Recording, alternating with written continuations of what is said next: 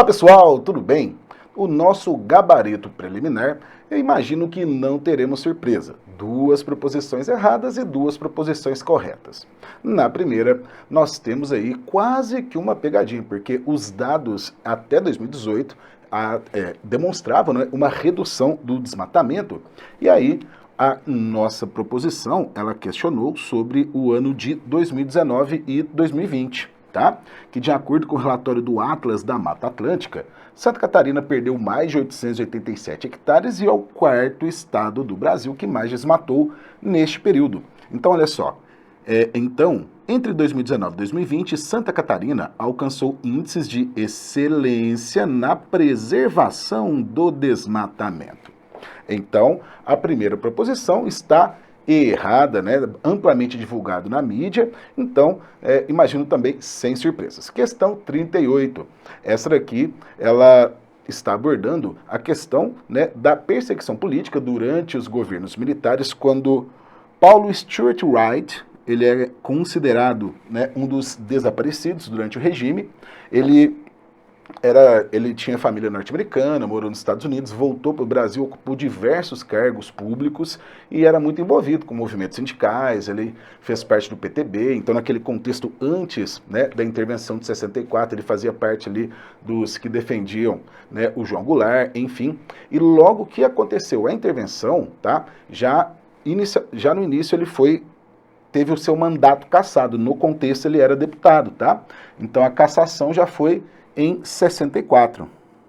Cassação foi em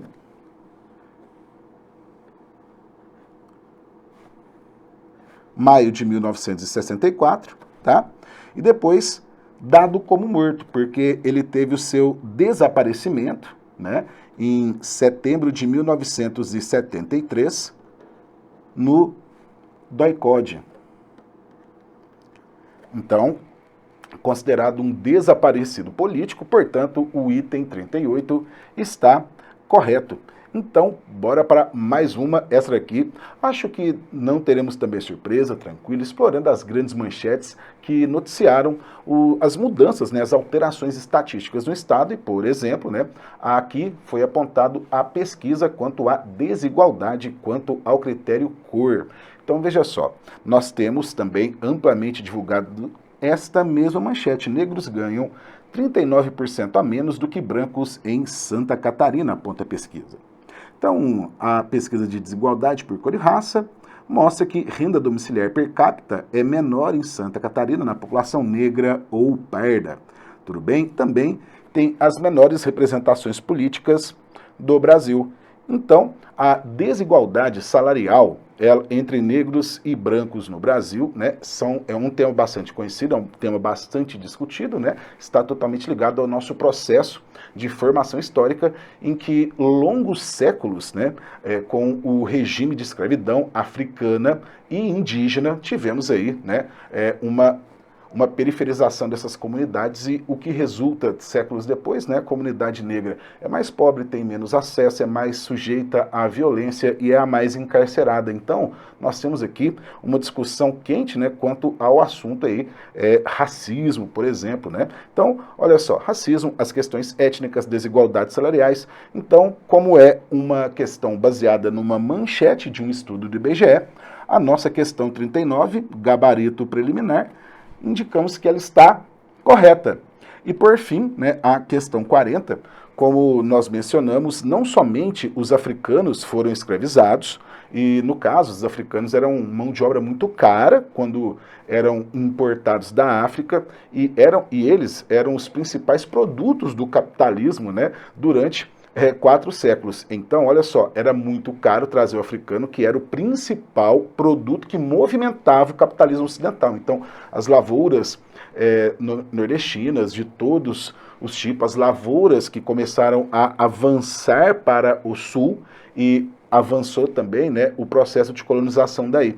Então, no século XIX, quando começamos a trazer os europeus, nós temos aí 1828, né, primeira colônia de São Pedro de Alcântara, e nós temos um processo de aumento, né, das políticas de imigração, principalmente a partir de 1850, que é quando foi a Lei Eusébio de Queiroz, que proibia o tráfico de escravizados africanos.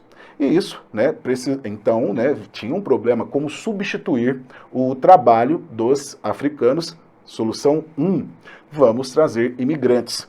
Os primeiros grupos de imigrantes que chegaram no Brasil foram chineses, só que eles foram proibidos, tá? Então, ocorreu uma política pública baseada no pensamento da época, que nós chamamos de darwinismo social, que na época era uma pseudociência, né? Tentava justificar, por exemplo, a vanguarda econômica e a hegemonia política dos países europeus com base no critério raça, que hoje sabemos que não existe desde o mapeamento, né, pelo projeto Genoma. As diferenças entre brancos e negros são tão ínfimas que não podem caracterizar uma diferença, tá? Então, raças não existem, a melhor expressão seria falar de grupos étnicos, né, que têm semelhança física e cultural. Etnia é um conceito ligado a cultura. Então, dica aí, tá? Aqui, raça não existe, né? Tanto que no IBGE a pesquisa fala de cor. Quando você for recebido no censo, né? O recenseador fará perguntas, qual é a sua cor, vai perguntar, né? Branco, branca, preta, amarela, enfim. Então, olha só, quando começou a colonização, por exemplo, quando começaram a fundar as colônias alemãs, né? Joinville, Blumenau, enfim, nós temos que lembrar desta teoria do branqueamento,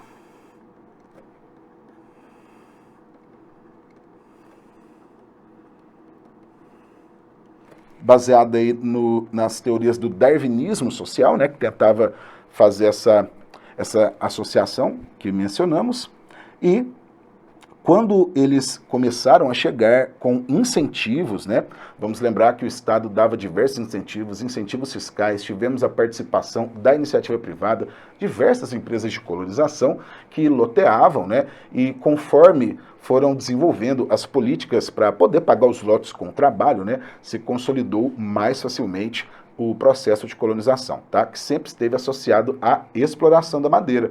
Então, aqui temos que ressaltar uma coisa. Na teoria do branqueamento, né, era uma política, né, baseada aí numa orientação racista, claramente, e desde o início da colonização, a coroa portuguesa estabeleceu uma verdadeira guerra contra os indígenas. Então, logo que nós ficamos independentes, tá?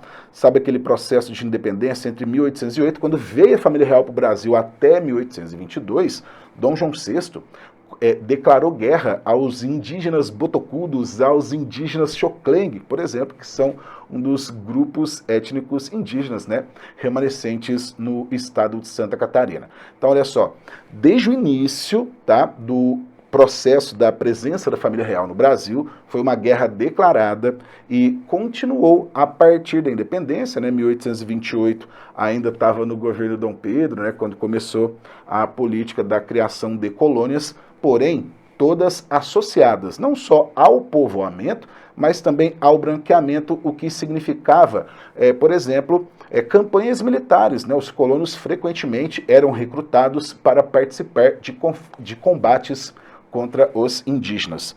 Portanto, tá? Portanto, o nosso item 40 está totalmente errado. Então, olha só, no que diz respeito às áreas de colonização, Alemanha e italiana em Santa Catarina, não existem registros de conflitos entre europeus e a população indígena, totalmente errado. Então, pessoal, é isso aí, ficamos por aqui, esse é o nosso gabarito preliminar, espero que você tenha tido um excelente resultado, gabaritado nossos 4 itens. Então, um grande abraço, bons estudos, excelente resultado e sempre foco no sucesso. Até mais, guerreiros!